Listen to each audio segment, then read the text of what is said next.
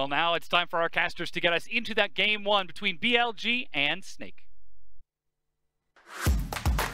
我们的目标是再次突出重围，哔哩哔哩干杯！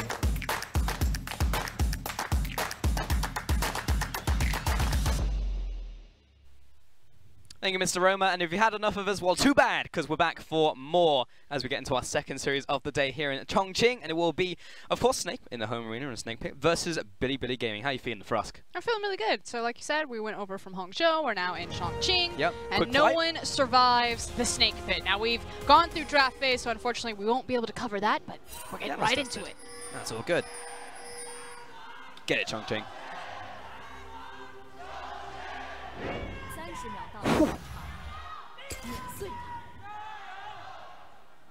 The anime fans out in full force. If you guys don't know, Bilibili Gaming is a streaming platform similar to YouTube. It specializes in their anime content, so I guess close to Crunchyroll. Yes, unfortunately, it's all pretty much in Chinese. So I tried it, and I was just like, I don't understand any of this, but it's great. It's fantastic, and they have the team in the LPL, BLG on the blue side of the Rift here, and yeah, we'll see how they can do, because Bilibili Gaming not been doing so hot on the Rift lately here in the summer split. Yeah, we've got to reset our expectations. BLG came smashing through the playoffs. They were my personal dark horse for spring split, but then everything seemed to fall apart after it was going so well for Chieftain and Mole, this brand new mid-jungle duo that was supposed to take BLG to kind of the next level for them, because they've played little brother to the LPL for so long. They were finally ready to step up, and now they've slid backwards. And speaking of constantly playing second fiddle, always the bridesmaid, never the bride, it's Snake Esports. True, it is Snake. They are definitely crazy. But they've gone to something a little more conventional recently. They've swapped back to having Light in the bottom lane, actual AD carry. We actually opened the split with no AD carry for the longest time with Snake, but now they've gone back to it. So mid laner, bottom lane, support, it's all good. Yeah, they're moving away from playing just the pure style of funnel me. He's no longer acquiring all of the gold, in fact playing a much more standard delay invade means that he has path into the top side of the map, and we'll actually see if he's going to fall back to his blue buff here as Road wants to scout it out, get some vision, or if he was going to walk directly to his red buff and deny the red from Chieftain. But I think with the information that Road has acquired, Chieftain feels safe enough that he can invade and grab himself some vertical jungling red buff. Now, this is, you know, just a little flashback from what happened when we first saw Chieftain the Mole head onto the lineup. Chieftain was hella aggressive, and a lot of that was also coming in from Mole in the mid lane, winning them 2v2 almost consistently and constantly. It means that Chieftain was just running amok in the jungle. Now, we saw a lot of Skarner play out from him, something that can actually duel in the jungle, that type of thing. But now it's nice to see again Chieftain just getting the, as you said, virtual jungling happening here, but being a bit of a, you know, a smart vegetarian and also a carnivore at the same time. He's the omnivore, you know. But Chieftain, it feels like recently that's been dropping off just a little bit. Chieftain was my jungler to watch in the LPL. It felt like for a very long time we had lost a lot of our jungle strength, and now it's slowly been injected back into the league with, you know, the return of Condi, with MLXG and Karsa returning to form. Of course, we've always had SOFM. And then you have this new hotshot. Chieftain comes in, makes a pretty deep playoff run with BLG, puts up some surprising numbers for not playing much tape. I just want to see him return to that form and kind of really figure out where he fits in the scheme of things. Yeah, I mean, Chieftain and Mole made a splash in the LPL, but ultimately it was just that. They made a splash, and they came back up to the surface, and then other teams just kind of adapted, and they got kind of lost in transition. What it was a meta thing, I don't know. Meanwhile, on the top lane, Flandre getting caught out, not dodge away from by Amazing J will be able to put some extra damage on towards him as he goes back to the tower. I mean, stylistically, if you look at BLG and what made them successful, they were always considered kind of the late-game wombo combo the comeback team. Kids. They really like their team fights. They need multiple goes at it, but if they play with flanking teleports, if they play with, you know, do-or-die decision-making, they seem to really thrive. Now, as the meta has shifted, team fights are still almost just as important, if not more important, but you're no longer having games where you have 4 to 5 team fights. It's more like 2 to 3 decisive ones. And unfortunately, BLG never really had a semblance of a mid-game. Chieftain and Mole definitely helped out there, but really haven't found their footing quite yet in this type of meta, although very good look for game number 1 in the first 5 minutes here. Yeah, from what they've been setting up so far, this is, again, night and day, light and day. Bottom lane, flash of the way. He will be planted in place, though. He's taking a lot of damage very quickly. That will be first blood going over to Road, and Maestro without a marksman. And if we're talking about BLG and some of the problems, we also need to talk about that guy, Road. He's on the recon, he makes the gank work this time around, but he is feast or famine for this team. As BLG have been suffering, Road has been one of the primary sufferers. He constantly either is 0-9 or 9-0. I mean, again, I don't know if he's the torturer or the tortured. At the end of the day, it feels like part of that is him, as you say, going 0-9, but then his team is suffering. It just speaks to the fact that he's a relatively binary player. He is a win more type of support. Now, he'll set it up, he'll give you these plays, he forces the flash. It means that Chieftain's able to connect with his own flash when he wants to gap close, and then there's no counterplay for Light. But, you know, if Road is playing from the back foot, if he needs to be more conservatively, if he needs to think and read the map, he doesn't really have that skill set. So he's good. He has a peculiar set of skills. Fair. Top lane, though. Good old Ned Flandre. Going to be facing down Amazing J. This time he's got his hands on a Jax, though, for himself. Been a while since I've casted a top lane Jax. But the last time we saw Flandre, he did play the top lane Jax into a lot of success. Clement mentioned it on the desk. Flandre has moved away from playing kind of these tanks and then to more of the carries. And his performance, I mean, it felt like he had a really rough 2016, but then Flandre came back swinging in 2017, and that has carried over into 2018, is now a top lane gank. Chieftain's here, and Flandre realizes he has to go in, double flash, and that means in the end of the day, Flandre will die mid-air, put back to the ground. Had to be perfectly played by Chieftain, however, as Flandre was going to get the better of AJ there. Now, it is expected that between AJ and Flandre, that Flandre would be the guy that's going for the kills. AJ never really known for his lane phase, but SOFM, ooh, good boy. Is this SOFM, really? Holds the wave for him. My God. Who is this man? What have you done with SOFM? Put that in the highlight reel. It's constantly SOFM. It's just about the crazy outplays, the funnel composition. Everything's about me, baby. Give me your farm. I'll tax your lane. I'll take the enemy's raptors. I'll take mid lane. I'll take my own jungle. I'll take everything. But right there, he held the way for Flandre. Unbelievable. Understands where his win condition is. Now, as we look at these compositions, and we do have a minute to kind of look at them, talk about them, you've got kill pressure everywhere for Snake. Yeah. But a lot of the attention does need to be given to the Jax. Get him on a good foot and make sure that he gets this lead over Mundo. And here we go. Oh, burning the flash on that one. Flandre is a little ways off. He'll find a stun off the counter-strike, and body blocked right there. Excellent follows over the ultimate. SOFM! Style of me, more like style on you. See, again, I just don't know what's more impressive, him holding the wave or that cask. I don't know. Who is he? I don't know. I feel like you just need positive reinforcement. Get some like Clockwork Orange going where you just keep his eyes open, and when he holds the wave and the coach is like, yes, just like this, yes. Yep. Recondition. Maybe that's what they did in the Snake House. Who knows? We'll ask the coach. Because the thing is not only does the hold wave mean that Flandre gets the EXP and the gold that he would have missed, but it means that Mundo's overextended, so SOFM gets to make that gank. See? Win-win. Hey, 100%. The ultimate setup. Now, I'm just waiting to see where the weird comes in, because this has all been a little spookily too good in the early game from SOFM. So I'm like, all right, well, you're playing Gragas. I remember you used to build a Fiends and Holy Grail on the Gragas. So where is it? I think he's learned. I think it's going to go pretty stock standard. Are we betting on this? Yeah. I think he's going to build something weird, and you think he's going to be okay for the whole game? Yep. All right. I think he's on his best there we form go. right now. I hope the analyst is also placing their bets. Are you Team FLICKR or Team Pulse? I personally am Team Pulse. We do have a bit of a blue contest happening right now. This is slightly dangerous, though. Mole is... Uh-oh. Dangerous Road's middle name, Frost.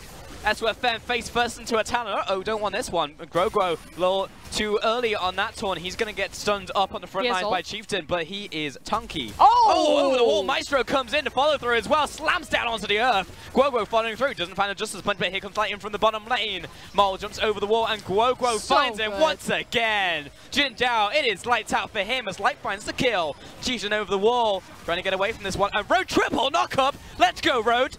Still doesn't manage to save his ally, but that was still pretty sick. In the end, multiple outplays. That good Gouda right there from Guoguo. That was beautiful play from the Galio. Not only does he block the Sejuani ultimate and make sure that SOFM's able to walk out initially, holds on to the Galio ultimate until he can use it to stack on top of Maestro here. The flash over the wall into double taunt, and then wait, there's more. Look at Guoguo. He's gonna flash this wall and hit the taunt. Oh, unbelievable. Fantastic stuff coming across the board, and then the follow-through comes in. Look at Road over the wall, the triple knock-up almost saves his ally, but wins the wall, already used. And this is the thing, if you haven't watched Snake Esports in summer yet, this is not Snake of spring. They are no longer top of the LPL now that Rogue Warriors and Edward Gaming have returned to form. They've been sliding down. They're sitting pretty much equal in their conference, and so returning to basics, moving away from the funnel compositions, going back into this very chaotic, scrappy style of team fighting that they really just thrive in. If you want an animal-style team from the LPL, this is your animal style, baby. Get me some mustard on this burger. Yep, 100%. They're named after an animal, and they absolutely live up to that fact. But you also think about the players in this team. You're looking at prodigies right here, and I can definitely use that term. FLICKR is a prodigy, and never really showed up in the first time we saw in the LPL. Then we see flashes of brilliance. SOFM, the same. The mad scientist looking for more in the top lane. Jumps on top, looking for the lead strike. Takes him down to half. There's the stun. Oh, it's too perfect. Right into the perfect timing. We're going to take a catnap, but in the end, we're put down permanently. Another kill to SOFM. Yeah, but reminder, even though I'm ganking for you, FLICKR, this kill is still mine. SOFM now sitting 2-0-1. So he's done his part. He held the wave. He ganked his lanes. But that means that he's getting the payoff. Absolutely insane stuff coming out from Snake. Let's see if they can keep it up as this game progresses, because I like what I'm seeing out of Chongqing right now. Road and Jin Jiao are going to find this crab in the bottom side, at least taking that one away from SOFM as he was getting everything in the jungle, trying to funnel a bit of gold down onto Jin Jiao in not a pure funnel composition. Mole also at the same time running that smite in the mid lane with this Talon. So again, BLG trying to lean into the meta and see if they can find anything that works for them. I also think it's just a response to seeing the likes of the Shen Swain and how much kill pressure is in that 2v2. It's always a good, viable option to look for Xayah and Rakan, especially with Bloodrazor and the changes that have come to it on 8-11. But just so much safety. You have your flash, you have the Xayah ultimate, you have all of the dashes of Rakan. So, I'm a fan. If you're going to play 2v2, I think that's the way to go. Or 2v2 ADC, I guess I should clarify. I hear you. Well, in the mid lane, just approaching with Road in the bottom side, just clearing out that ward, getting a bit of deep vision, deep clearage going on. Meanwhile, Chieftain will open up onto the Ocean Dragon. Now, Snake not going to be too phased by this one. I mean, yes, we are still in laning phase, so it is a nice boon for BLG, but Snake not going to burn the house down just because of it. I feel like this is going to be repeated ganks onto the top side, and maybe even a dive. As soon as he sees that this dragon's here and he knows Chieftain's bottom, look at AJ. He's like, I can't be on this tower. They know where you are. And they've still found me. Oh my god, SOFM. I mean, not only a 10, he's bought some real estate up in top lane. He was waiting for the ultimate. I mean, at this point, he only needs a zone. I mean, they could get the kill, but what's a kill? We can take a tower, because we're going to be racing on the bottom side. BLG are here, but the minion wave is gone. Light there with the defense, and that whole play fizzles. What's in top side for us? It's a tower to Snake. And I don't want to... viewers will look at that and they'll think like, oh, Maestro, why did you leave Light to die like that? Maestro was actually just backing up to make sure that he could 100% get the stand united. So excellent cross-map communication, and also great communication from the newest guy, Light, setting themselves up, able to hold that tower, and now massive tempo advantage for Snake. Not only do they get top-tier tower, but they take the blue buff and they're rotating mid. All right, this has got to work out for BLG. Nah, it's not going to happen. Roll over the wall. And Snake are just getting everything, and they are doing it cleanly as well. Like, we're talking about animal style, but there's clean play coming out of Snake. Moving on to the Herald as well. They'll take this one. This is what I've been waiting to see for Snake. I am so done with the mad scientist, the creativity. Don't get me wrong, it's a lot of fun, but no one quite plays the chaotic Snake style as well as these guys in the LPL. It's part of the reason why, unfortunately, they ran into RNG in the playoffs, so they didn't get to make a deep playoff run, but Spring felt like that could have been it for Snake. They were so close.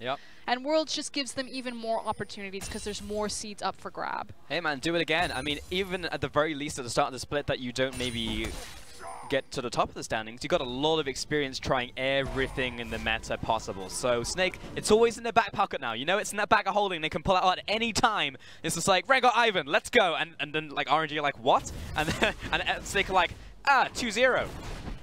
But now we do need to take stock of the clock. It's about 14 minutes into the game. The first tower that fell down was the top tower, and no weird lane assignments coming. It's the fact that FLICKR is just going to continuously rock up into the top side, and that's because Jax is ready to go. He's got the Rift Herald, he has the Trinity Force, he has the kill pressure on anyone who's going to duel him, and with Guogo and Light both having TP, with the Stand United and the Galio mobility, Snake could just play around FLICKR as kind of this big, massive pressure valve that is just waiting to be unleashed.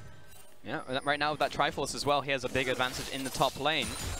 No one can do anything. They have to, multiple members have to deal with FLICKR. Yep. And so if you're BLG, you know, what are your options? You look at the mid lane tower, you say, okay, can we break this? Well, we don't have eyes on Gragas, and it's Galio who's just going to free clear the wave. We can't go bottom. The tower's already been down there. So either we throw multiple options at trying to kill FLICKR and then lose a numbers advantage because of all the mobility spells that Snake have, or what? And this is what they're doing. Like, we don't know what to do. Yeah, we don't know where to go. Mew on the mid lane. Grogo leading the charge. Shadow Assault. I mean, that was insulting to my eyes. That's not going to stop FLICKR from summoning Shelly, and she's going to get a big old charge off in the mid lane. What? Shelly? Hello? Well, they'll get the tower anyway, and Shelly didn't use any health off of that, so they can look for a second charge, but, I don't know, man. Did I miss a patch now? I don't know. Shelly's first charge does nothing. I assume what happened right there is she got clipped on the terrain, and that's why the damage didn't go through. I mean, Snake didn't care regardless, but that was definitely a bug. Maybe a visual one. But there was no damage on the tower. They continued to hit the tower until it died. I don't know. There were some the health bars were covering things up. I need to take another. I'd like to take a review. Bring the refs in. Yellow flag, please. Check it one more time. But either way, Snake to be fair, I went for my water, so I wasn't. Yeah, fair. Snake are going to get themselves a mid lane tower, which is absolutely huge at 16 minutes into the game. Mol pushing back into the mid lane, but he knows that Snake are not too far behind, so he's going to transition into the top lane, as will all of BLG. Has this been read by Snake, however, we're about to see them on the minimap very, very shortly. Let's see what the response is. Multiple TPs, if they want to find it, they could, but I think you're correct, Pulse, that they're just a little bit too late to the punch, so BLG, they lose their mid lane tower, but they don't take the reset on the map, and then during Snake's reset, where they go back to base, they walk back onto the rift, they do manage to scrape away a structure, so still life left in them, and still technically the gold lead for them, 27 to 28k, or 26, excuse me. That's fair, but then you also have to look at like the objectives that have been taken. Now the middle outer turret is obviously one of the most important objectives around the early / mid game versus a top lane tower, and also that just means that's an even longer lane, and if Jax wants to stay up there, then well, Mundo is just equally, again, not going to have a good time.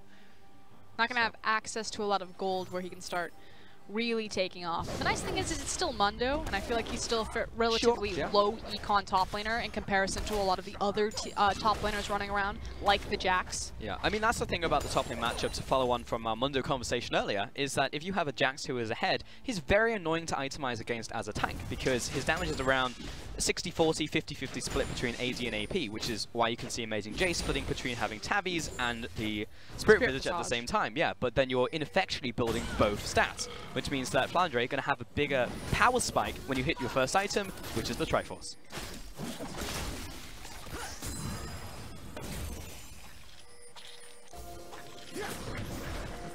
Opening up around the dragon right now. 30 seconds to go. Rhodes is here first, but he's got Jinjiao over the wall, so he can just dance off to his partner.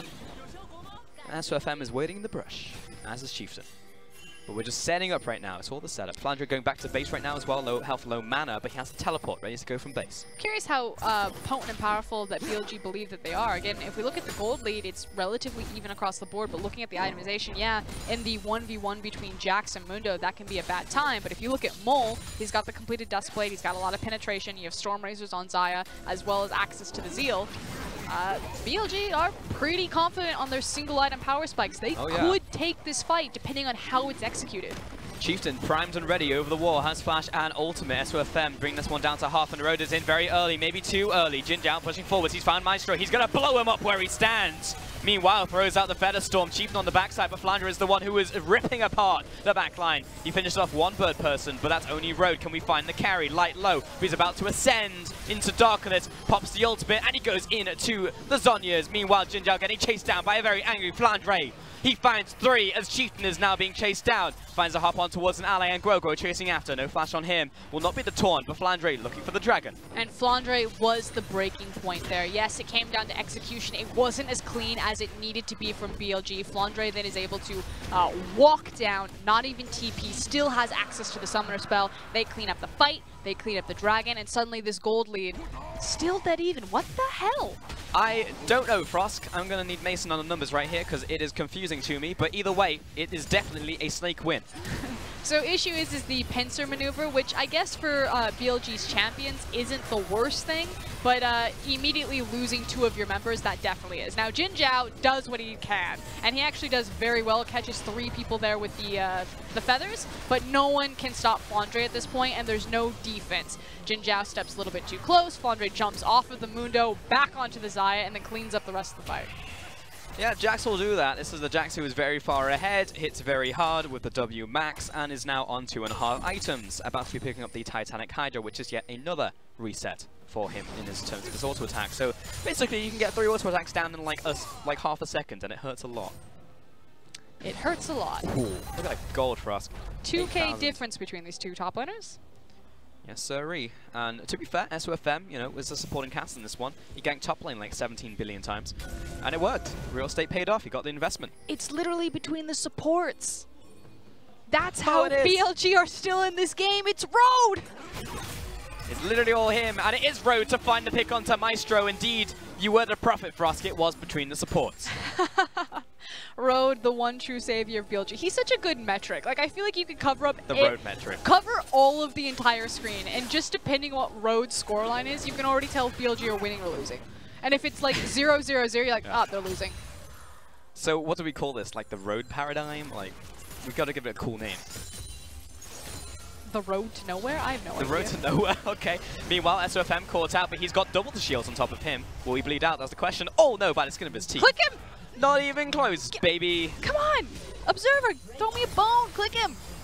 Throw me something at the very least. BLG, off that pressure, they will find themselves a mid lane tower, and somehow BLG are ahead in this game, even though it feels like Snake are winning every fight ever. Well, when you have to use every single ultimate that you have defensively, chances are that you've probably ceded a lot of pressure and ground on your map. So BLG continuing to press forward, and a lot of it is because of how many engage tools that they have. Still access to the Rakan, still access to the Sejuani, and FLICKR has not been given the time to really ramp out in these side lanes. He's constantly having to walk over to his team to try to dig them out of a bad situation. And speaking of bad situation, that started with SOFM, face checking. Yeah, now that is a very good combo to stop people from continuing to chase into you, but those are 2 big ultimates burned by BLG, so it's, you know, tit for tat, but in the end there, Snake will keep their jungler alive at the expense of their mid lane tower. Now, we're 22 minutes into this game, and I'm looking at the items. Just a couple seconds ago, we had Light and Guoguo with near the same items. This time they swapped it just a little, as they both got the Zhonya's Hourglass and 8 stacks on their Rod of Ages, so they are in very similar positions to themselves. But in terms of the AD damage, you're looking at the old FLICKR in top lane, who has completed 2. Now, SOFM... If he's caught here, Baron is up, and BLG have made a very... It's so weird going from LGD versus TOP to BLG versus Snake. We're already at such a completely different level about how we're going to play this game. BLG know exactly what they want, and they are just hunting for these picks. They are, but at the same time, Snake have been stepping up this game. It's a different style from them, specifically from the style of me. But all they need to do is buy time. Again, all eyes on FLICKR. He's managed to get the bottom wave going, which means that he's now tied up Mundo. AJ doesn't have TP, so if Snake are looking for their big window, which is why you see BLG sprinting away from them, they wanted that fight because they'd have the numbers advantage. And we're going to constantly be playing on kind of this seesaw of pressure. So if he's got the ward down, he feels safe, he's going to jump over the wall. He's also, hey, doesn't know who's in that brush, plays it safe, brings Guoguo with him. Again, he's playing so differently to what we usually see from SOFM. But all these small decisions, the way he plays these are just completely different. It's also about FLICKR and how he's playing with the windows of the push priority in bottom lane. Again, every time you watch him, he pushes the way forward, he then runs into the river, now has control over the Scuttle Crab. Knight's Vow picked up by SOFM. Noah Fiends and Holy Grail. He's a good boy. He is a good boy. Conditioned. I love it. SOFM. It's not all about you, SOFM. Not anymore. No. No, it's not. It's about FLICKR in this one. He's just picked up his perfect timing on the stopwatch. He's feeling good about that one for certain. Unlocks the dive potential. Yeah. Also means that he can stall it long enough that if he does wander into trouble, as long as Guoguo is paying attention, as well as the Shen, I mean, it is really hard to deal with the side lane. The 1/4 from Snake is disgusting. 100%. And again, is Maestro and Guoguo just jumping on top of him there with the defense, team fight, or they've started side the push. Baron. They're doing a 2-man. Can they play possum? I mean, I'm just looking at Maestro. You've got Guoguo just zoning away. I think he's going to bait them and be like, nah, I'm just going to jump away for the wave. Oh. Yeah, Mole knew something was up and he walks towards it. It was down to just below half, I think, before it reset. They were getting there. I mean, FLICKR and SOFM were not really taking much damage either, so I like the idea in theory. I actually love it. Unfortunately, the minion wave had been in a different place. Top lane, I think, would have not tipped BLG off. And if you go way back, BLG and Snake used to be in the same conference, so, you know, maybe getting an inkling for what Snake were doing. Again, LGD and TOP have a lot of experience together. They used to be in the same conference. They used to play all the time. BLG and Snake have so much experience together. This is the neighborhood battle. Edward Gaming, BLG and Snake all used to live together. And here we go. Oh, finding the pick right here onto the Swain. He's locked down still. Does he have time to Zondias? No, he does not. Lights out for him. Meanwhile, Snake on the front lines looking at FLICKR. He's 1 versus 4 right now while Mole tries to do the same onto 2. And eventually FLICKR will go down. Oh, late on that one, Grow. He's going to find the 3-man taunt, but he has to fast away instantly. Just as much not caught on this one, but the stun follow-up Permafrost is good. Nice disengage from SOFM, but it's still 2 kills to the BLG lineup. I mean, great disengage to get Quogo to safety, but now you don't have access to your cast, and there's so many healthy members up for BLG. So as long as they can just hold this, which you see Road is on the back of the pit, so he's trying to play defense here from SOFM. 3-man stack, SOFM low on mana, but has the flash 7 and the seconds spite. on light. Road is the one blocking right now, but he's taken some hits from the Gragas. 5,000 HP on the Baron. Grow and Maestro stepping up. Light. Here comes the teleport over the wall. SOFM big. Oh, it's secured by Chieftain. Finds it in clutch. But Thwain into the fight. 1 versus everybody. He'll find 1. Look for the second. Road now caught in this one. That'll be another kill onto Maestro, but SOFM, can he find the stop on the recall? He wants a Jin Jiao. Amazing J goes back to base, and the Xayah is on the run, looking for the lockdown. Didn't find it on the Blade Caller, but we'll find it onto Swain. Here comes Quogo. Quogo off to the side, charging up the taunt, finds 1, turns it around just as punch, auto attack, and never move anymore. That will be another kill to Snake. And they managed to clean up 2 of the Barons, but with 3 left, it means that if BLG want, they can impact every single lane on the map. Now, Amazing J then immediately uses his TP and rocks up into the Mountain Dragon, so a big win for BLG when it's all said and done. And the thing is they just catch Snake off guard. Snake had no vision on the bottom side of the river, were unable to see this flank coming, so just BLG understanding exactly what their composition wanted. Night and day difference between LG and TOP. We spent 45 minutes dancing around the ARAM. Suddenly we're playing around objectives, we're playing around vision, we're causing flanks. It's beautiful. To be fair, we were playing around Pixel Brush vision, and then only Monday was alive, so we couldn't take an objective. So I'm just so happy to be here. Feels good, man. Change of venue, breath of fresh air coming out of Chongqing right now. And Snake, they've been firing back, but ultimately it's BLG. No longer the comeback kids. They're actually just ahead in this game. Feeling good about this for certain, as Light is stepping up to Mole. Mole finds the entire cap. Still got that smite. Even better on the old objective control, and that's also going to count towards in this pressure situations. You're like, burst at 2k, that's something you can do when you have double smite versus SOFM trying to find the steal. And credit where credit is due. Road having the Reverie, Chieftain on this Sejuani, as he's now going to catch out SOFM. Bad news bears. We've got Galio coming down, but his ally's already dead. Man to knock up onto Amazing J, but Road's into the back line. Meanwhile, the flank coming in from FLICKR. Where is it? Because Jin Jiao is currently tearing everybody up, including Guo. FLICKR, timeout for him. He's down. Sit in the naughty corner. That's going to be another kill onto Guo. 3 kills to BLG. They could do some serious damage to this base. And the Western Conference just has nothing left. The East is just slapping them around right now. Now, yes, it is a best of 3, but BLG, this is a team who have been struggling. They are bottom of the barrel in the Eastern Conference. People have been writing them off, but they look like a completely rejuvenated team against Snake, and they are just throwing them around. All over the house right now. BLG pushing down the front door. Amazing J leading the charge, and he will not be dying in a hurry. He is a Mundo. Light pushing the back, however, goes into the Ascension. SOFM pushing forwards along with Maestro. This is enough to send BLG packing. And back to the point that I was trying to make before. Credit where credit is due. Road and Chieftain, these hard engaged champions of the Sejuani and the Rakan, are so potent against Snake, as well as Snake's composition this game. Again, Snake are the team that are good at stop and go type of team fights. They like to eat everything, and they're suddenly blitzing from all sides. They're causing chaos. They're breaking up these big 5v5s into smaller 2v2s and 3v3s. But when you have this much engage and this much burst potential, Snake don't get to do that. They can't play the side lane. They can't set up FLICKR. Look, FLICKR on the bottom side of your map. He's just like, stop fighting. I need to push these waves. I need to actually be powerful as the Jax. And immediately SOFM is caught out. And yeah, SOFM shouldn't have been there, but BLG also have all of the tools to punish this type of style. FLICKR then has to walk back to his team. Now he's up shit creek without a paddle, and everyone is dead. And Guoguo, it seems like he's just maybe a little late, maybe a couple of seconds, but that's just a nitpick when it comes down to the larger picture. And you could say there's a lot in this snowstorm other than the rabbit. This is a major problem for Snake. Even though the early game was so clean from them, it just seemed like BLG were just accruing advantages. And we gave it the old road test, the temperature test, the touch test, and he was ahead. So that means that they are ahead. 2-2 and 7 right now on road. He's got the Reverie. He is putting in work this game. And if you want to go all the way back, the issue is that Snake were unable to capitalize in the mid-game. They unlocked FLICKR early, they set up the lane assignments, but they never had the ability where Jax was threatening and absorbing all of this pressure. BLG did a phenomenal job with their vision, constantly denying, clearing out Snake's vision, forcing them to face check into them, and then just capitalizing with their composition. And this could be it. This could be the last chance saloon for Snake to come back into game 1 of this series in Chongqing, in the Snake Pit. The place they call home. BLG knocking on the cat flap. I guess this is not quite the front door, is it?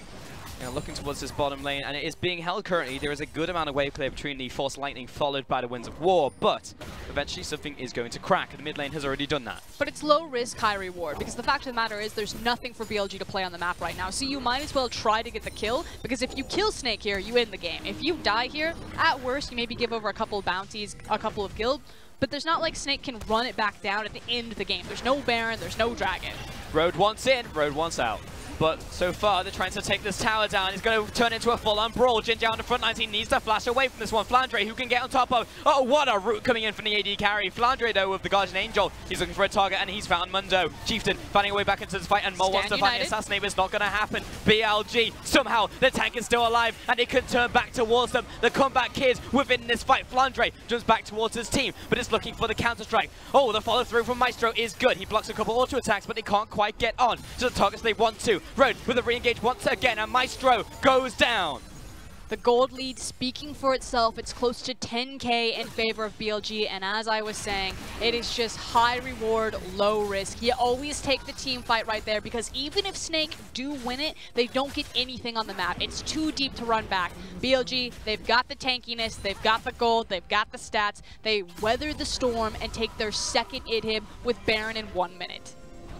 Power position right now, BLG. As you said, objective spawning shortly, and this will be maybe the last chance. Oh, FLICKR, you cannot be there, my friend. Caught between a rock and everybody on BLG. They will kill the carry of Snake, and now they will potentially look for the win. Road finds 3. What a knockup, what a play. And Guoguo, he's gone golden, but he is way too low. He will fall, and Jinjiao will put him down. BLG find another. Put him in the fridge. He's going down permanently on that one. Maestro going back to base, and that's FM kiting back. But BLG, 5-man strong, wounded, but not down. They will look for the win right here, trying to take this to a clean 2-0. They are going to pause for a second to pad those stats before they look towards the Nexus. And they run rampant within Snake's house. They will take game 1 and take us to game 2. Again, a bottom tier Eastern Conference team. BLG have been struggling to find success, to find momentum, and they clean up Snake like it's easy. Now, Snake did have control over the early game, but BLG never gave them any sort of breathing room. Really came back online in that mid game, and a lot of it was understanding the composition, knowing when and how to execute. Huge credit to Chieftain and Road. Just across the board, good from BLG. I mean, we saw great things from Snake, and hopefully they actually stick to some of those things that we did see out from them.